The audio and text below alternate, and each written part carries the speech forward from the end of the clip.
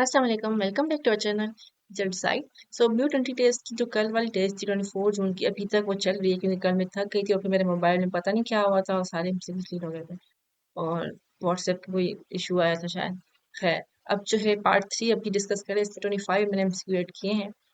इंशाल्लाह मैं कोशिश करूंगी पार्ट 4 भी ऐड करूँ। आई नो थोड़ा ज़्यादा लेट हो गया है बट विल ट्राई कि जितना हो सके उतना आपके साथ शेयर करूंगी। सो चलिए शुरू करते हैं। Alkene are hydrogenated to dash.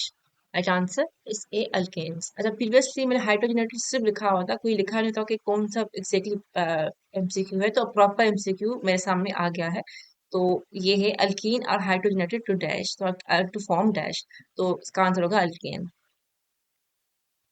Reversible and irreversible reaction, तो रिवर्सिबल रिएक्शन वगैरह किस तरीके से होते हैं, तो ये वाली मैंने जो है यहाँ पे, अच्छा ये वाली जो चीज़ है यहाँ पे कनेक्टेड है। क्योंकि पता नहीं था कि कौन सा एक्सिटली रिएक्शन आया हुआ था, तो मैंने यहाँ पे लिख दिया अगर यहाँ पे किसी भी रिएक्शन में इस तरीके से लगा हुआ हो तो उसको रिवर्सिबल रिएक्शन कहते हैं, और अगर इस तरीके से हो तो उसको इरिवर्सिबल इरिवर्सिबल रिएक्शन कहेंगे, जो कि पेपर में आपको इस तरीके से क्वेश्चन शायद आ रही है। इसी बच्चे ने बताया क्योंकि एक क्वेश्चन किसी को याद नहीं थी तो हमने इस तरीके से बता दी। Formula of Einstein's theory is dash. Right answer is A E is equal to mc square. Einstein theory जो है फार्मूला है उसका। One light year is equal to dash. Right answer is D 9.46 into 10 power 12 kilometre. अब अगर metre में पूछेंगे तो कैसे करेंगे, इसको बस आप जो है 15 कर देंगे तो वो मीटर में होता है। ठीक है, कहीं कहीं पे मीटर में भी पूछ लेते हैं, तो इसलिए मैं आपको पहले बता रही हूँ। H2 makes which bond? Right answer is A covalent bond. Transition elements start from dash. अगर प्रीवियसली किसी ने कहा था किसी ग्रुप से शुरू हो रहा है, तो वो ग्रुप से था या फिर एग्जैक्टली किसी एटम से पूछ रहा था। तो अगर किसी एटम से पूछ रहा है यानी कि मतलब कि किसी एलिमेंट से पूछ रहा है जो कि पैरेलल लेवल में, तो इसके ये है राइट आंसर ए स्कैंडियम। इस एलिमेंट से शुरू होता है और ये एलिमेंट कौन से ग्रुप में आता है, थर्ड ग्रुप में आता है। ठीक है, तो इससे जो है ट्रांजिशन एलिमेंट स्टार्ट होते हैं। इस वजह से मैंने ये ऐड किया ताकि आप लोगों को क्लियर हो जाए। Collision means dash. Right answer is A. Interaction between parties. Particles are objects. Single covalent bond में क्या होता है, मतलब कि कौन सा बॉन्ड है, सिग्मा होता है, पाई बॉन्ड होता है, कौन सा होता है, तो राइट आंसर इसका है sigma bond. Branch of chemistry deals with of reaction, तो ये केमिकल काइनेटिक्स जो है इसका राइट आंसर है। ये ऊपर नीचे हो गया, खैर केमिकल काइनेटिक्स जो है इसका राइट आंसर है।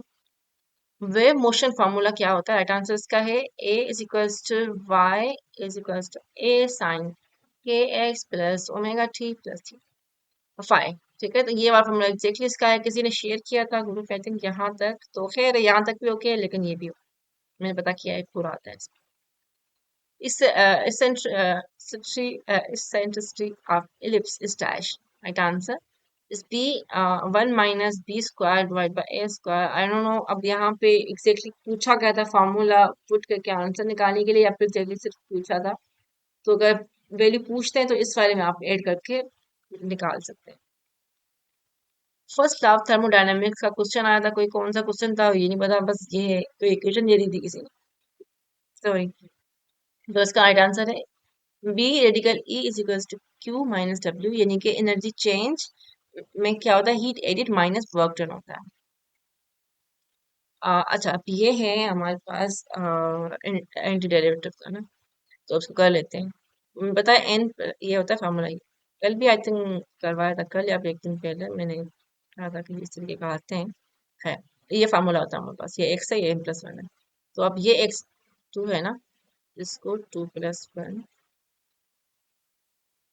और यहाँ पे क्या होगा 2+1, तो ये क्या हो जाएगा x3 / 3। इसको हम इस तरीके से भी लिख सकते हैं x3 × 1/3। राइट आंसर हमारा क्या होगा, ये वाला। ठीक है, if of x is equals to x plus c, तो f of 4 is equals to 2 है, वो भी बताया हुआ है, फिर बताएं c नहीं, अब कैसे पता चलेगा। सिंपल सा तरीका ये है, ये कह रहा है f of 4 is equals to, मतलब कि यहाँ पे ये f of 4, इसको इसकी जगह पे आप 2 लिखें, लेकिन जो है ये 4 है। ठीक है, यहाँ पे मतलब x की वैल्यू 4 है, तो जहां पे भी x होगा वहां पे आप 4 ऐड करें। समझ में हो आ क्या होगा, ये 2 जो है ना इक्वल, इसकी जगह पे हम ये लिखेंगे 2, और इस x की जगह 4 है ना, यहाँ पे x की जगह 4 लिखेंगे, तो ये 2 is equal to 4 to the 8 plus C. अब यहाँ पे c पड़ा हुआ इधर जाएगा, 2 minus 8 is equal to C, तो ये हो जाएगा c इज इक्वल टू -6। तो हमारे पास राइट आंसर क्या है ये। अच्छा, ये वाला भी किसी ने शेयर किया था, तो मैंने इसका ना प्रॉपर निकाल के लगाया हुआ है ताकि टाइम थोड़ा सा बचे। अच्छा, 1 + x⁻5 है एक, और +1 - x⁻5 है। सिंप्लीफाई करना है इनको, किस तरीके से करेंगे, सबसे पहले हमें फॉर्मूला पता होना चाहिए, ये है हमारा ये जब तक मुझे सबसे सही लगता था। और खैर 1 + x⁻5, और हम इसको जब खोलते हैं तो ये वाली वैल्यू इस तरीके से हम खोल सकते हैं इसको। अब क्योंकि हमारे पास यहाँ पावर 5 है, तो हमने हर जगह पे पावर 5 कर दिया। के इक्वल 0 वो वैसे भी इसमें फॉर्मूला में था, के हमें नहीं पता, तो इसलिए जो है हमने के लिख दिया है। और यहाँ पे देखिए 1 ⁻5 - के, अब मैं इसको कैसे कंसिडर करूंगी कि कहाँ पे खत्म हुआ ये। अब मैं कंसिडर करूंगी 1 पे अगर 5 पावर आता है तो 1 कंसिडर होता है, अगर 1 पे के भी आएगा तो 1 ही कंसिडर होगा वो। जैसे जैसे ये हो गया सिर्फ x, मतलब 1 × एक्स के, तो एक्स के हो गया, मतलब 1 को किसी से मल्टीप्लाई कर दो, ठीक है। अब जो है ये है माइनस वाला, तो यहाँ पे -x आ गया है, ठीक है। तो ये वाला जो माइनस है, अब इस वाले माइनस को हमने निकाल के बस यहाँ पे रख दिया है, क्योंकि नॉर्मली समझे 1 × x करें तो 1 × x इस भी लिख सकते हैं, 1 .x भी लिख सकते हैं, लेकिन अगर माइनस हो जाए तो इसको माइनस करके और सिर्फ एक्स को ऐसे करके लिख सकते हैं, तो हमने ऐसे किया है। अब यहाँ पे सेम वही मसला हो रहा था कि 1 1 एक्स पावर 1 पावर के भी 1, ठीक है। तो इसलिए यहाँ पे क्योंकि माइनस था तो हमने सिर्फ माइनस यहाँ पे ऐड कर दिया ताकि आसानी से हम सॉल्व कर सकें इसको, ठीक है। अब हम इसको प्रॉपरली जो है वो करते हैं, जैसे हम लोग खोलते हैं इनको। तो ये वाली जो वैल्यू है, ये वाली फर्स्ट वाली, इस वाले की, अब इसको सबसे पहले हम खोलेंगे, जैसे 0 करके फिर 1 करके 2 करके ऐसे देख सकते हैं। तो ये इसका मैं एक दो करके आपको दिखा देती हूँ, वैसे सबको पता होगा।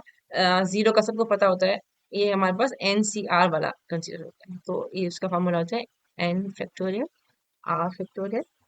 n−r⁻। अब इस तरीके से आप कोई भी फॉर्म ये सॉल्व कर सकते हैं, लेकिन मैं आपको एक और दो दोनों करके दिखा देती हूँ, फिर आपको सारे समझ में आ जाएगा।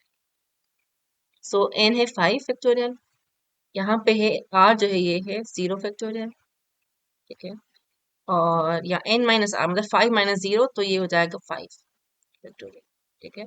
तो ये कट हो गया तो आ गया 1, जो कि हमने यहाँ पे लिखा हुआ है, ठीक है ये रहा। अब मैं दूसरा वाला भी करके दिखा देती हूँ। अब यहाँ पे 5 फैक्टोरियल, ये है 1, तो मतलब यहाँ पे 1 फैक्टोरियल आ जाएगा, r 1 आ जाएगा, 5 - 1 4 फैक्टोरियल। अब इसको खोलेंगे तो 5.4 फैक्टोरियल, यहाँ पे 4 × 1 = 4, तो 1 खत्म हो गया, ये 4 को कैंसिल, तो बचा 5। अब 5 ये वाला और x, क्योंकि यहाँ पे x पे पावर 1 है तो x आ गया। इस तरीके से यहाँ पे x पे पावर 2 है तो x स्क्वायर, फिर x power 3, x power 4, power 5। आगे चल के ये वाला जो है ये खत्म हो जाएगा, तो इसलिए जो है यहाँ पे भी 1 वाला कैसे होगा, तो x पावर 5। तो इस तरीके से ये पूरा सॉल्व हो गया, सही है। अब इसी इसमें भी हमने माइनस वाला खोला हुआ है, तो बस यहाँ पे क्या इसका फर्क है कि -x उससे होते जाएगा, क्योंकि यहाँ पे +x वाला होता जा रहा था, यहाँ पे -x वाला होता जा रहा था। तो ये वाला आंसर इसका भी आ गया।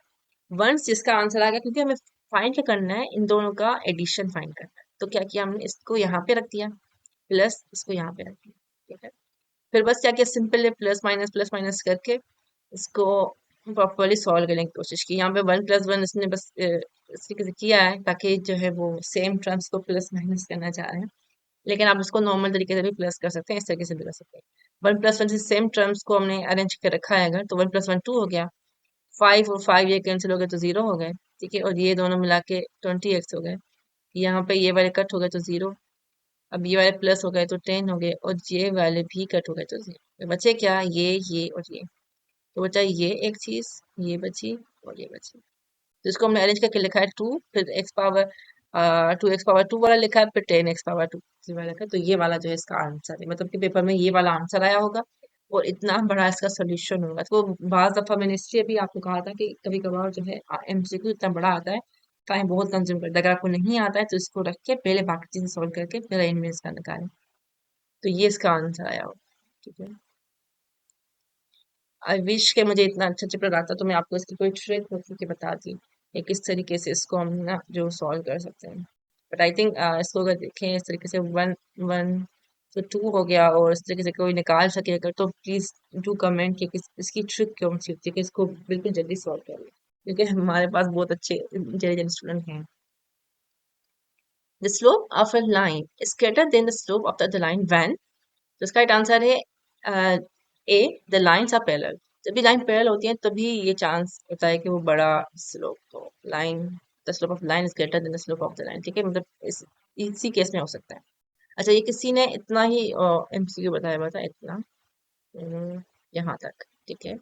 अब मुझे नहीं पता कि आगे एमसीक्यू था या नहीं था, या फिर यहाँ यही वाला टेस्ट था या फिर क्या था, लेकिन जो है मैंने जब निकाला सर्च किया तो फिर मुझे लगा कि ये वाला आई थिंक ऑप्शन ज्यादा बेहतर रहेगा, और शायद पेपर में इस तरीके से आया होगा। अच्छा, ये किसी ने बताया था कि 1+1+1+n, फिर उसका आंसर ये होगा n bracket n+1 divide by 2। तो मुझे नहीं पता, मैंने जब सर्च किया तो इन्होंने कहा कि इस तरीके से अगर होगा, और अगर ये आप चाह रहे हैं कि ये वाला आंसर जैसे कि बी n+1 ये भी सेम जो इन्होंने बताया हुआ है, तो ये आंसर हो तो फिर सीक्वेंस ये वाली होनी चाहिए। सो अगर इस ये वाली सीक्वेंस है, तो मुझे नहीं लगता कि इसकी जगह आखिर में एन होगा या फिर इस तरीके से कुछ होगा। तो अगर किसी को कोई कंफर्म हो क्वेश्चन तो प्लीज कमेंट्स में ड्रॉप करके बताएं कि क्या एक्चुअली क्वेश्चन आया था। फ्लोरेसेंट एब्सॉर्ब कुछ रेडिएशन, राइट आंसर इसका है A, ultraviolet radiation. Why does the blue surface appear blue? Right answer is A. It reflects blue light and absorbs other colors. Electric and magnetic field form which wave? Right answer is A. Electromagnetic wave. Newton second law formula क्या है? जब previously किसी ने सिर्फ F is equal to ma लिख दिया था, ये नहीं पता था कि न्यूटन का सेकंड फार्मूला आया था, या फिर उन्होंने पूछा था, तो फिर उसका आंसर भी मैंने दोबारा स्टेट किया ताकि कंफर्म हो जाए। F is equal to ma. Which type of curve is represented by a U-shaped graph in mathematics? अब हो सकता है पेपर में जो है इस तरीके से ग्राफ दिया हुआ हो, पूछा गया हो, क्योंकि यहाँ पे किसी ने बस यू शेप ग्राफ लिख दिया था। सो उसका राइट आंसर है पैराबोला है। If a is equal to b then, तो उसका राइट आंसर है D, all of the above. अच्छा, हर दफा जो है ये नहीं होता इक्वल, लेकिन क्योंकि ये दोनों केस इस तरीके से होगा कि ए माइनस बी और बी माइनस ए जब करेंगे तो इम्प्टी आएगा, तो इज इक्वल हो जाएगा इस वजह से। फिर बाकी तो ये वैसे भी इसमें ऑर्डर का फर्क नहीं पड़ता, अगर 1,2 लिखा हुआ है या फिर 2,1 लिखा हुआ है तो एक ही बात होती है, इस वजह से ये वाला भी जो है वो सही कहलाएगा, मतलब इक्वल कहलाएगा, और ये वाला तो वैसे ही इक्वल कहलाएगा कि इंटरसेक्शन निकालेंगे दोनों का सेम आ जाएगा तो पूरा पूरा आ जाएगा। सो इसलिए ये आंसर हमारा सही, ऑल ऑफ द अबव, मतलब कि सारे के सारे ऑप्शन सही है। 1+tan स्क्वायर थीटा और 1 - sin square theta is equal to dash. तो कल हमने फॉर्मूला किया था sec square theta -tan square theta is equal to 1, और दूसरा फार्मूला हमने किया था sine square theta plus cos square theta is equal to 1, ठीक है। अब यहाँ पे हमें क्या चाहिए? 1+टेंजेंट स्क्वायर थीटा चाहिए, तो हम इसको जो है इधर भेज देंगे, तो ये हमारे पास हो जाएगा sec square theta is equal to 1+ tangent square theta. अब इसकी जगह पे हम लोग ये वाली वैल्यू पुट करेंगे सेक स्क्वायर थीटा, और यहाँ पे ये कह रहा है 1 - sin स्क्वायर थीटा, तो इसको भी कर लेते हैं। यहाँ पे प्लस में जा रहा है, इधर जाके माइनस हो जाएगा, तो हो जाएगा cos square theta is equal to 1 - sin square, ठीक है। अब ये वाला भी आ गया, ठीक है। अब ये देखिए यहाँ पे इसकी जगह पे मैं लिख रही हूँ सेक स्क्वायर थीटा, और यहाँ पे मैं लिख रही हूँ कोस स्क्वायर। सेक को खोलेंगे तो क्या आ जाएगा? 1/कोस square theta. Cos square theta यहाँ हमारा सेम, इन दोनों को करें कट, क्या आंसर आता है? 1। यही हमारा राइट आंसर है। अच्छा, अब ये वाला देख लेते हैं। ये मतलब 2/2 वाला बहुत आसान सा होता है। डिटरमाइन एडिशन ए फाइंड करना है इसका, तो सिंपल है। और क्या करेंगे इसका? सबसे पहले आंसर देख लेते हैं। इसका आंसर है कि केसिंग, ठीक है। जब भी एडिशन निकालते हैं हम लोग, तो हम क्या करते हैं, इनको इस तरीके से कर लेते हैं, शफल कर लेते हैं। अब ये 5 और 2 ये वाले जो है फ्रंट वाली, ठीक है, इनको हम क्या करेंगे, अब एक जगह एक दूसरे की जगह रिप्लेस कर देंगे, यानी कि 5 को यहाँ कर देंगे और 2 को यहाँ कर देंगे, और यहाँ पे इन दोनों का क्या करेंगे, साइन चेंज कर देंगे। अब यहाँ पे पहले से नेगेटिव साइन है, तो यहाँ जाके ये जो है, सॉरी, यहाँ पे रहेगी, जगह सेम रहेगी, इसके पास पॉजिटिव हो जाएगा, और यहाँ पे ये 3 होगा, तो यहाँ पे 3 जो है नेगेटिव में हो जाएगा, और ये हमारे पास आंसर आ जाएगा इससे। अब अगर इसका इन्वर्स निकालना है तो कैसे निकालेंगे? सबसे पहले इन दोनों का इनका करेंगे डिटर्मिनेंट निकालते हैं, डिटर्मिनेंट, ठीक है ना। मतलब 5 10 टू द 10 हो जाएगा, और माइनस माइनस प्लस हो जाएगा, और 4 टू द 12 हो जाएगा, तो ये हो जाएगा 22। ठीक है, अब और वो उसका जो इनवर्स, ये इनवर्स निकालते हैं ना, वो कैसे निकालते हैं वो सिखा रही हूँ मैं। फिर उसके बाद इनको यहाँ पे डिवाइड बाय 2 कर देते हैं, आई थिंक इसी तरीके से करते हैं, ठीक है। गलत हो तो प्लीज बता दीजिएगा, क्योंकि मैं इतने टाइम से मैंने पढ़ा नहीं है अभी। आप लोगों को पढ़ाती हूँ ना, जब फिर मैं अपना समझ चुकी, मेरा भी पेपर है, तो उस हिसाब से पढ़ती हूँ। है, इसको इसके डिवाइड कर ले, जो भी आंसर आता है वो ए इनवर्स कहलाता है, I think। या फिर एडजस्टेंट इस तरीके से कहलाता है। जो भी है इस तरीके से जो है वो आंसर आता है इसका। तो होपफुली कोई गलती ना हो इसमें। फिर भी अगर गलती बता दीजिएगा, फिर मैं अगली वीडियो में जो है वो उसको करेक्ट कर दूँ, क्योंकि मैं नहीं चाह रही हूँ अभी कि कोई गलती हो, बहुत फोकस से कुछ ऐड कर, ओ मैं एमसीक्यू एडिट कर रही हूँ। So that's it for this video, thank you. And please आप जो है टेंशन ना लिया करें, ठीक है। और थोड़ा सा जो है अपने साथ जो है वो मतलब इतना जुल्म ना करें, सिर्फ पढ़ाई करें और पास पेपर वगैरह देखें और सारा कुछ करें। लेकिन जो है अब बाकी जो है ना रिजल्ट अल्लाह पे छोड़ दें। काफी बच्चे स्कोर अच्छा करके आए हैं, लेकिन काफी बच्चे ये कह रहे हैं कि स्कोर अच्छा नहीं आया। द रीजन इसके सेकेंड शिफ्ट में जो है वो टफ एमसीक्यू आए थे, लेकिन टफ एमसीक्यू आए थे तो कोई मसला नहीं है। अगली बार फिर से फेज 2 भी आएगा, उसमें हम इम्प्रूव कर लीजिएगा, ठीक है। सो कोई बड़ी बात नहीं है, और आराम से तरीके से टेंशन फ्री होकर करें। पास पेपर में उससे भी आ रहा है, लेकिन बस आप जो है वो थोड़ा सा फोकस नहीं कर रहे हैं पे, या फिर पूरे नहीं पढ़ के जा रहे, पूरे पास पेपर पढ़ के जाएं, हो जाएगा आपका। सो गुड लक एवरीवन, और सी यू सून, टेक केयर, अल्लाह हाफिज़।